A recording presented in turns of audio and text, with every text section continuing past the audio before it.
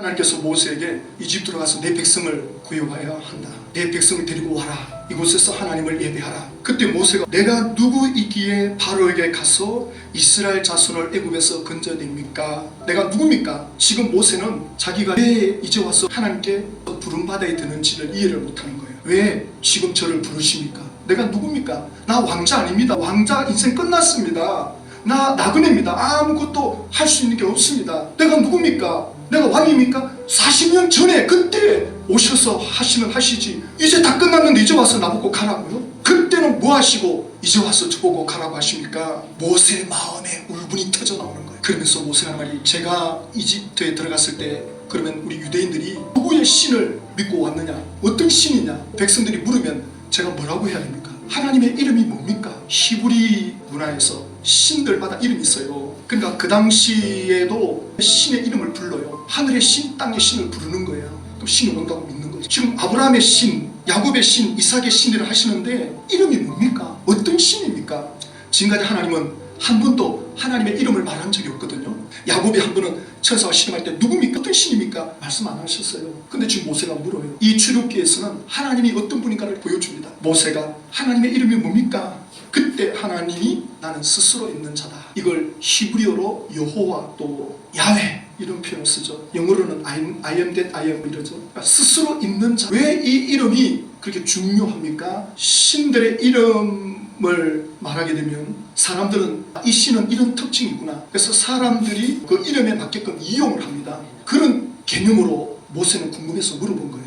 근데 하나님의 이름은 나는 나다 이런 뜻입니다. 스스로 존재한다. 그러니까 히브리어의 시제는 과거, 현재, 미래 시제가 없어요. 하나님은 시간에 매이지 않는 분이에요. 하나님은 우리를 딱 보는 순간 그냥 현재로 다 보고 있는 거예요. 이게 스스로 있는 겁니다. 시공간에 매이지 않는, 그러니까 언제나 있었고 어디에서나 있었던 분. 나는 항상 너와 있었어. 이게 스스로 있는 자입니다. 나는 어느 곳에서나 있었어. 이게 스스로 있는 자입니다. 내가 너를 애굽에 보낼 텐데 애굽에 가서 이적을 보인 후에 데리고 나올 거다. 그 바로 왕이 말을 듣지 않을 거다. 그래서 이적을 행하게 될 것이다. 그때 모세가 또 이렇게 말합니다. 그 사람들이 나를 안 믿으면 어떻게 됩니까? 하나님이 나를 보냈다는 증거가 뭡니까? 제가 가서 내 백성들에게 말하면 너가 하나님께로부터 보냄받았다는 증거가 뭔데? 그래서 하나님께서 모세에게 지팡이를 던져라. 지팡이 던지니까 코브라가 되는 거예요. 뱀이 딱 바뀌니까 모세가 뒷걸음질을 치죠. 근데 하나님이 꼬리를 잡아라. 모세가 생각할 때 아니 지금 그렇죠. 저보고 지금 물려 죽으라는 겁니까? 머리를 잡아야지 꼬리를 잡아라고요? 말이 안 되는 거예요. 근데 이 뱀은 애굽의 황제를 상징하죠. 사탄의 황제를 상징하는데 꼬리를 잡으라는 것도. 그래서 그래 하나님 하라는 대로 하자 하고 꼬리를 잡았어요. 근데 지팡이가 돼버리는 거죠. 하나님 말씀에 순종하면 상성을 초월한다.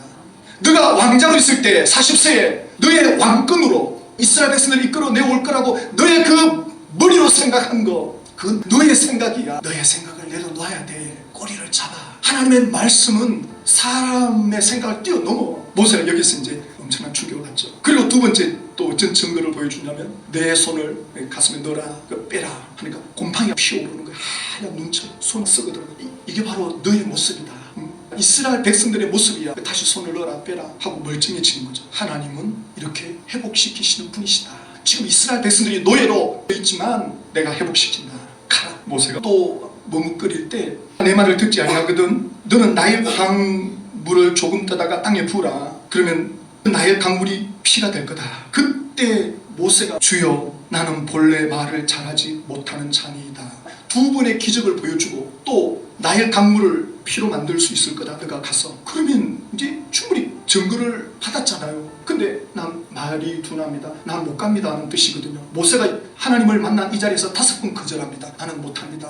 왜 이러죠? 그래서 왜 이럴까? 모세가 왜 이렇게 말하지? 모세 그 마음에 뭐가 있는 거지? 아니 하나님이 이렇게 밀어주는데 왜 못하지? 이 모세 마음에 맺혀 있는 게 보입니까? 모세 마음에 맺혀 있는 게 뭔지 보이는 분은 산전수전을 겪은 분들입니다.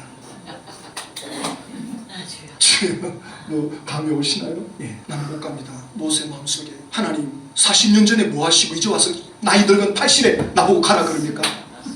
그때 어디가 계시고 지금에 와서 나보고 가라고요? 나 못 갑니다. 안 합니다. 만약에 하나님이 그래 내가 뭐 너 아니면 사람 없는 줄 아나? 됐다 이렇게 하나님이 나오면 모세가 뭐라고 할 겁니까? 이럴 줄 알았습니다. 하나님 10년 전에 저에게 안 나타나신 게 바로 이것 때문 아닙니까? 모세가 지금 하나님의 약점을 잡으려고 지금 그 말이 나오도록 기다리는 거예요. 나를 버리십시오. 그때도 버렸지 않습니까? 40년 전에 나를 버려놓고 이제 와서 뭘 하겠다는 겁니까? 나 못합니다. 그리고 모세는 40년 전에는 왕이었잖아요. 자기 이미지는 왕이었거든요. 나는 이런 사람이었는데 내가 해보겠다 할 때 하나님은 뭐 하고 계셨습니까? 이제 아무것도 희망도 없고 하고 싶은 의욕도 없는 나에게 와서 뭘 하라는 겁니까? 그 다음에 또 말한다. 주여 보낼 만한 자를 보내소서. 나는 가기 싫습니다. 이걸 심리학자들은 소시오패스라고 그러죠. 사이코패스는 공감 능력이 없다고 그러지만 소시오패스는 반사회적 인격장애. 모세는 40년 전 자기를 생각하고 있는 거예요. 자기가 그때 왕이었는데 그때는 너무 좋았는데 왜 내가 하자 할 때 하나님 안 도와주십니까? 하나님 내가 좀 하겠다 할 때 좀 도와주시면 안 됩니까? 아니 내가 하나님을 위해서 하겠다는데 왜 안 도와주십니까? 그때 하나님을 위해서 내가 하려고 했는데 왜 좀 안 도와주십니까? 뭐 하고 계십니까? 이거거든요. 근데 이제 와서 뭐 하자는 겁니까? 아무것도 할 의욕이 없는데 다 끝났는데 모세는 실망스러운 거야. 근데 하나님은 모세의 그 교만의 끼를 빼내야 돼요. 모세가 자기 왕권으로 뱀의 머리를 잡아서 왕의 그 머리를 잡아서 백성들을 이끌고 탈출에 나오는 그 왕의 능력으로 해볼 거라고 생각하고 할 수 있을 거라고 생각하고 40년 전에 사람을 죽였잖아요. 결국 사람을 죽이는 살인밖에 하지 않았는데 그리고 도망 나오다시피 나왔는데 그러니까 오늘 우리에게 하나님께 어떤 불만이 있냐면 하나님 왜 안 도와주십니까? 내가 하나님을 위해서 한다는데 그리고 도와달라 할 때는 안 도와주시고 오셔가지고 뭐 이거 하나 저거 하라 안 합니다. 나 싫습니다. 나는 그거 할 사람이 아닙니다. 나 옛날에 그런 사람 아닙니다. 그래서 금수저에 있던 사람이 더 내려오면 못합니다. 안 합니다. 계속 자기 연민에 빠져듭니다. 자기 연민 나르시즘이라고 그러죠. 그래서 그런 사람은 다른 사람의 아픔이 눈에 안 보입니다. 내 지금 괴로움이 더 큰 자기 아픔이 더 크거든요. 자기 아픔이 더 크기 때문에 다른 사람의 아픔이 눈에 안 보입니다. 나보다 다른 사람의 아픔이 눈에 보여야 그때부터 하나님의 일을 하는 겁니다. 그리고 다른 사람의 아픈 소리가 귀에 들어와야 돼요. 저 사람 속에 어떤 고통이 있는지가 들려져야 그때서야 비로소 공감하는 겁니다. 모세는 지금 자기에게 집중되어 있습니다. 자기 문제, 자기 상처, 자기 아픔, 내 문제.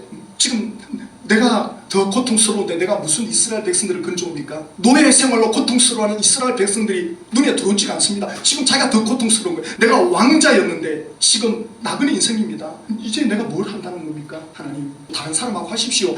제가 하고 싶을 때 오지 않았지 않습니까? 하나님 또 화를 내요. 그 다음 구절에 보면 여호와께서 모세를 향하여 노하여 이르시되, 우리 인간의 표현이죠. 하나님이 사람처럼 감정을 폭발하고 그러진 않지만 하나님께서 너무나도 안타까운 심정으로 모세에게 노하면서 너의 말이 서투냐? 너의 형 아론을 붙여주겠다. 그래서 하나님이 왜 이렇게까지 나를 물고 늘어지실까? 왜 하나님은 나에게까지 이렇게 하시나? 하나님 나와 함께 하시기를 원하시는구나. 하나님의 진심을 모세가 깨닫게 되죠. 저와 여러분들이 하나님의 그 진심을 알게 된다면 하나님이 나를 얼마나 사랑하고 계셨고 과거에도 계시고 지금도 계시고 지금도 내 문제를 알고 계시고 간섭하고 있고 외면하지 않고 계시는 그 하나님의 진심을 안다면 오늘 우리의 시련 때문에 우리는 고통스러워할 수가 없습니다. 오늘 우리의 아픔 때문에 절망할 수가 없습니다. 하나님의 진심을 안다면 하나님도 같이 아파하시는 분입니다. 내 가정의 문제를 하나님도 같이 아파하고 계십니다. 왜냐하면 도와주면 금방 끝내요. 하나님이 이스라엘 백성들 모세가 40세 때 건져내면 금방 끝내요. 근데 왜 이렇게 하십니까? 하나님이 급하다고 해서 하지 않습니다. 때를 기다리시고 모세가 모세 될 때까지 하나님이 기다리십니다. 하나님의 시간표가 있어요. 그래서 우리는 우리 할 목만 하면 됩니다. 우리 프람스 TV 교회 정상을 나름대로 생각해 볼 수 있겠죠. 그러나 거기에만 집중하면 정상에 올라가가지고 뭐 야호 하고 내려온다. 등산의 등자도 모르는 사람이죠. 둘레길을 걸으면서 거기서 휴식을 취하면서도 거기서도 꽃 한 송이에 감격해하고 산 전체가 아름답지 않습니까? 산 그 자체를 누리는 거예요. 우리에게는 꿈이 있고 희망이 있고 소망이 있지만 지금 내 삶에서 경험되어지는 것들이 너무나도 소중한 거예요. 모세는 자기가 왕권을 가지고 자기 생각으로 이스라엘 백성들을 끌어내오는 그것만 생각하고 있었죠. 모세가 3년 수준을 겪고 난 뒤에 이제 밑바닥에 와서 하나님의 진심을 알게 됩니다. 하나님이 왜 지금까지 기다려 오셨는지, 왜 하나님이 이렇게 하고 계셨는지 하나님의 하나님 되심을 알면서 모세는 자기 생각을 내려놓습니다. 자기 고집을 내려놔요. 자기 상처를 내려놔요. 자기 상처에 집중하면 하나님이 안 보입니다. 내 문제가 제일 큰데 누구를 챙기라고? 나는 아무것도 못합니다. 자기 동굴 속으로 막 들어갑니다. 자기 연민에 빠집니다. 자기 괴로움에. 그래서 우울해지는 거예요.